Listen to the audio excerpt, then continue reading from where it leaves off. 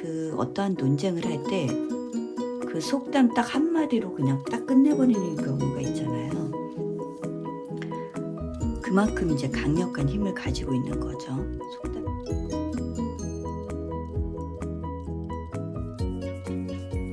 안녕하세요. 비어있는 책의 꾸미입니다.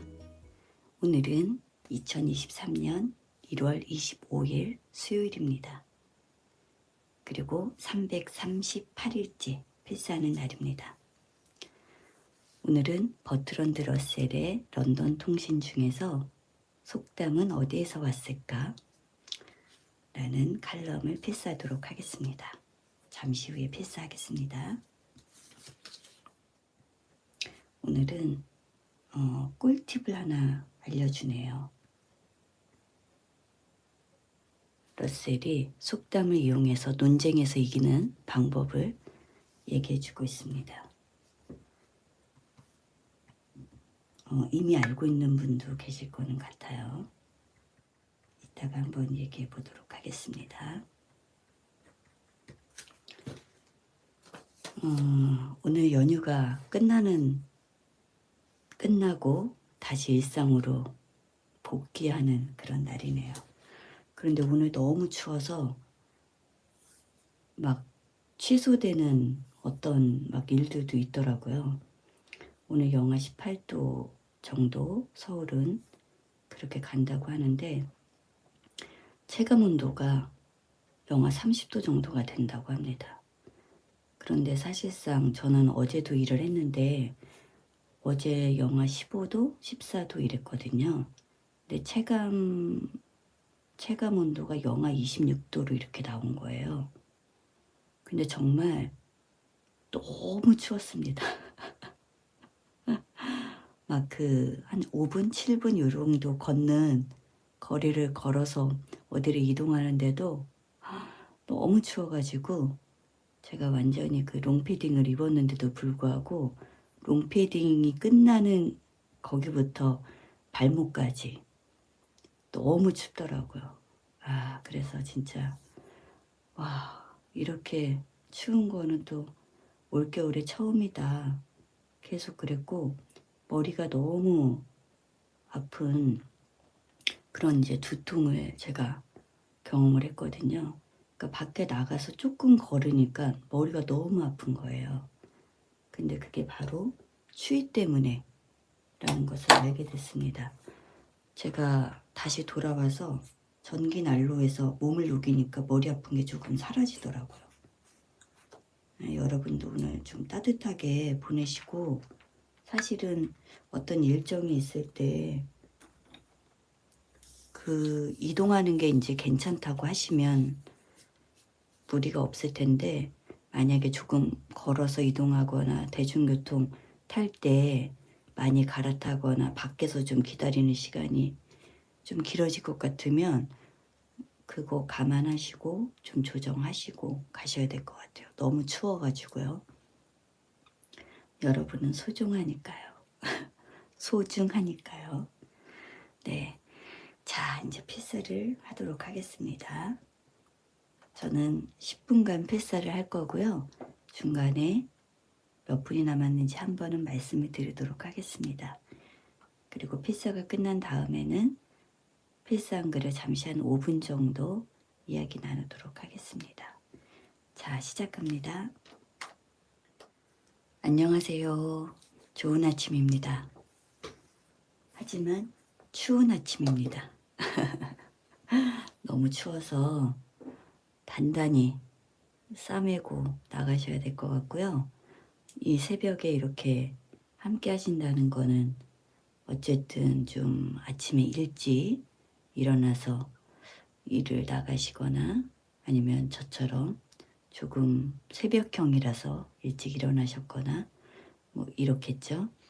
그런데 하여튼 간에 오늘 나가실 때는 좀 따뜻하게 입으셔야 될 것 같습니다. 저도 중간에 그래서 차를 좀 준비를 했습니다. 제가 오늘 필사한 내용은 속담은 어디에서 왔을까입니다. 여러분 속담은 어디에서 왔을까요? 이 러셀이 이 속담에 대한 예찬을 하는 글이네요. 보니까. 첫 문장 이렇습니다. 세상이 다 아는 속담들은 누가 만들었는지, 한 사람의 머리에서 완성된 형태로 튀어나왔는지, 아니면 오랜 진화의 산물인지 가끔 궁금했다. 우리가 아는 것처럼 속담은 놀랄 만큼 간결하다. 그리고 이제 예를 들어서 속담 하나를 얘기하는데요. 속담은 간결하게 나와 있지만 이 속담을 현대 과학자가 같은 생각을 표현하고자 한다고 하면 좀 다르게 얘기하는 거를 써놨어요. 한번 들어보세요. 이 속담이 무엇인지 한번 맞춰보세요. 이동에 있어 주어진 지점으로부터 거리의 감소 비율은 평균 속도에 반비례한다. 그리고 또 이거를 18세기의 문필가가 만약에 표현을 한다고 하면 이렇게 했을 것 같아요. 보행의 민첩성을 증진하기 위한 사려 깊은 노력이 바라는 목표의 근접을 지연시키는 결과를 가져오는 경우가 드물지 않다. 너무 어렵거든요, 저는. 여기에 러셀도 그렇게 썼습니다. 복잡하고 난해하고 진리와도 거리가 멀다. 이렇게 썼습니다. 제가 지금 말한 두 표현을 속담으로 해놓은 게 있습니다. 그게 뭐냐면 급할수록 돌아가라 입니다.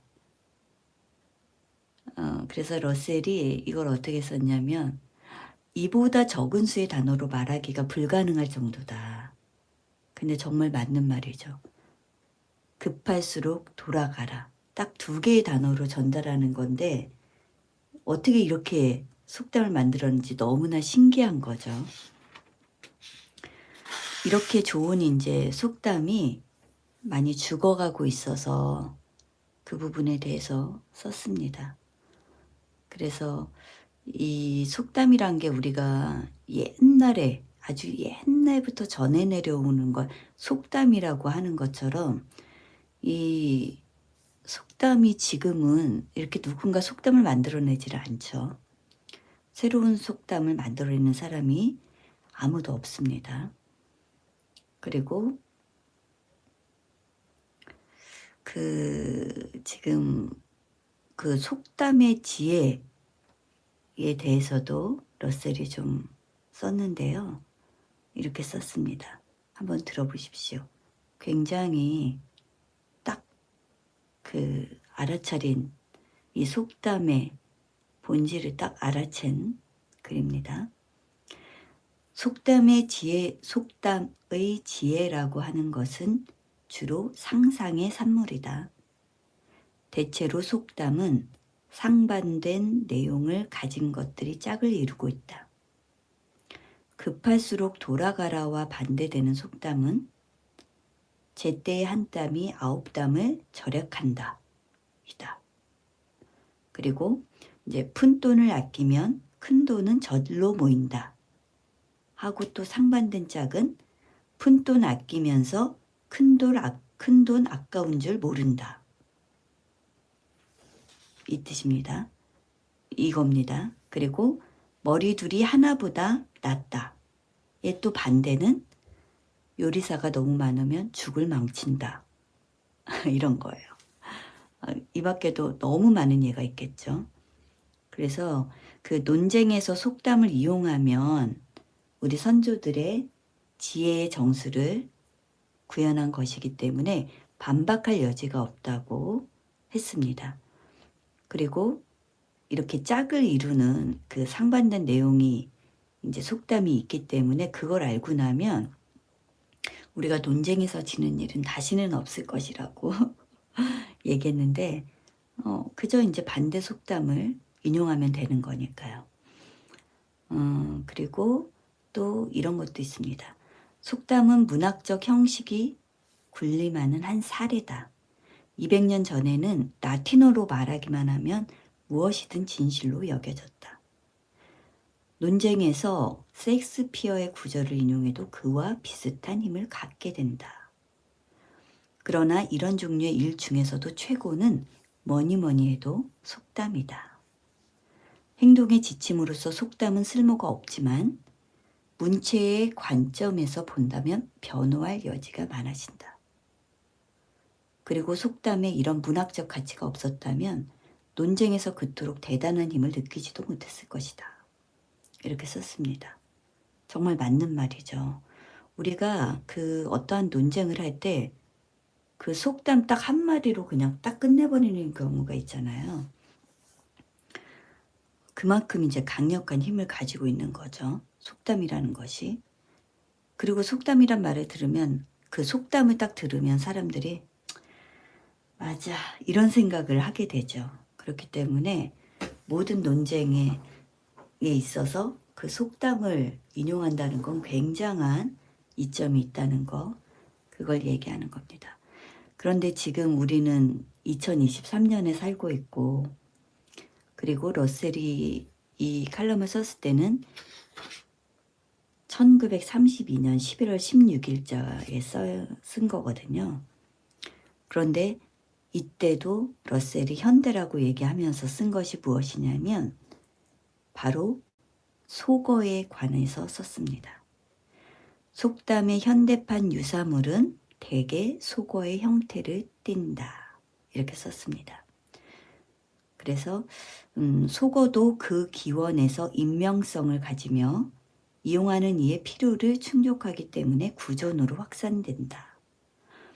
속어는 문학적 전통의 무게를 떠받칠 필요가 없으므로 현대적인 것들에 대해 말할 수 있고 최신 발명품에서 은유를 끌어낼 수 있다. 다행스럽게도 속어의 대다수가 점점 더 어법으로 용인되고 있다.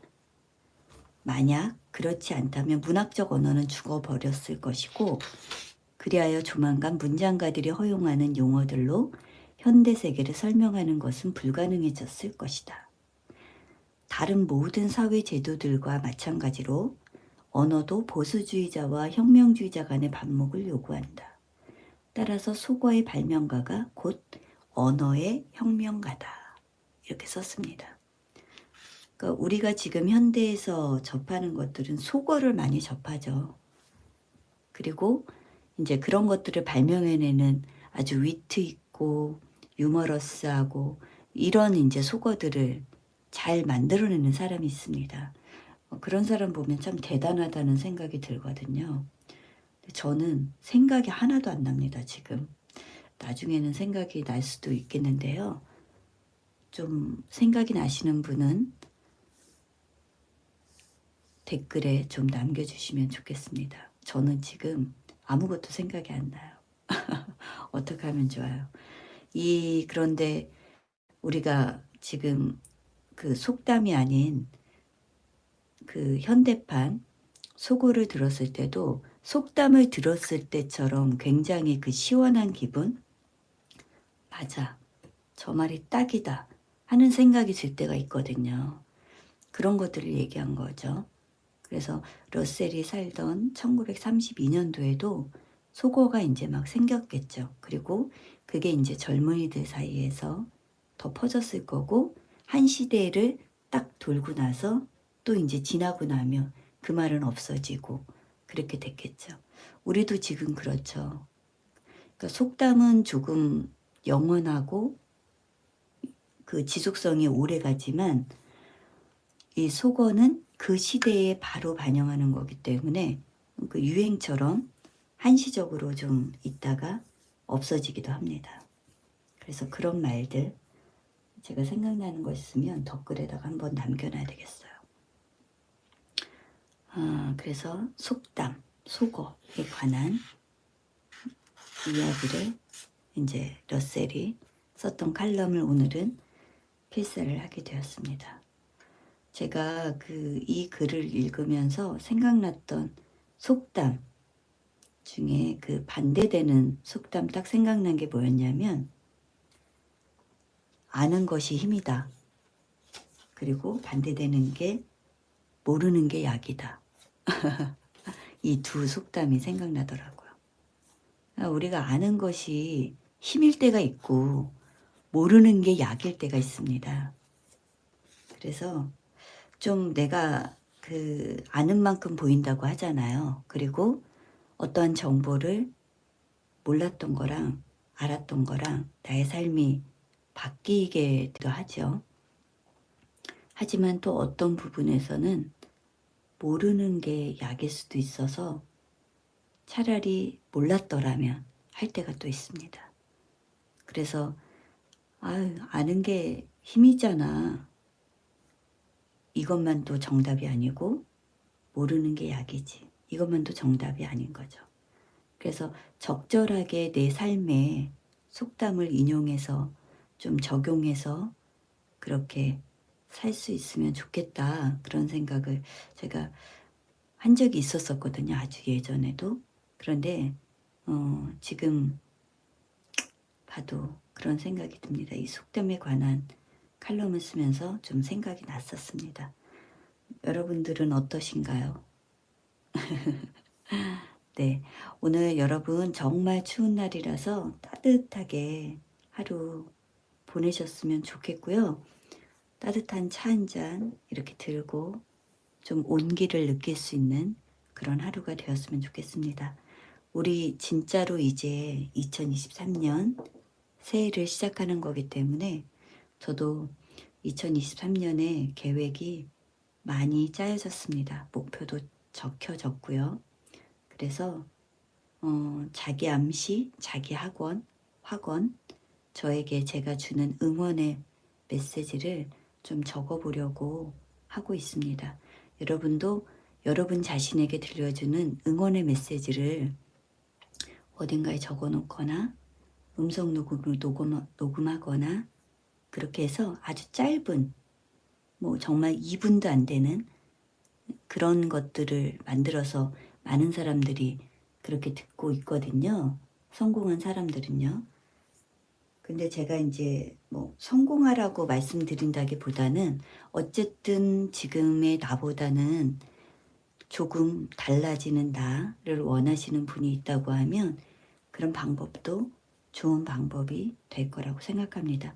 그리고 이제 저의 그 유튜브 영상을 시청하시는 분들은 아마도 그런 쪽에 관심이 있으신 분들이 오실 것 같아요. 필사라는 것 자체가 많은 사람들이 생각하는 것이 아니고 또 더군다나 새벽에 이렇게 일찍 라이브를 하는데 이쪽으로 들어오신다는 거는 여러분들이 그쪽에 관심이 있다는 거니까요. 아마 좋은 그런 또 자신들만의 계획이 있을 거라고 생각을 합니다. 그 계획을 이루는 데 있어서 자기에게 응원은 꼭 필요하다고 저는 생각하거든요.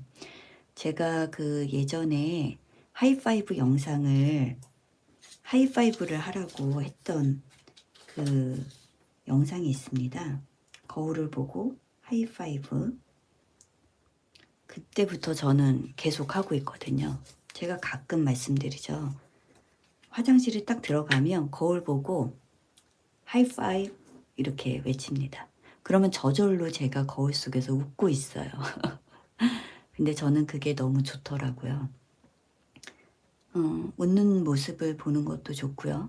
저의 웃는 모습을 보는 것도 좋고 제가 저에게 응원하는 것도 좋고 거울 속에서 그런 모습을 본다는 것 자체가 굉장히 저에게 힘이 되더라고요. 그래서 여러분도 여러분만의 어떤 자신을 격려하는 그런 방법들을 찾아 나가시길 바라겠습니다. 여러분 오늘도 이 새벽에 함께 해주셔서 너무 감사드리고요. 오늘 따뜻하게 보내시길 바랍니다. 저는 내일 다시 이 시간에 필사하러 오겠습니다. 여러분 내일 만나요. 안녕.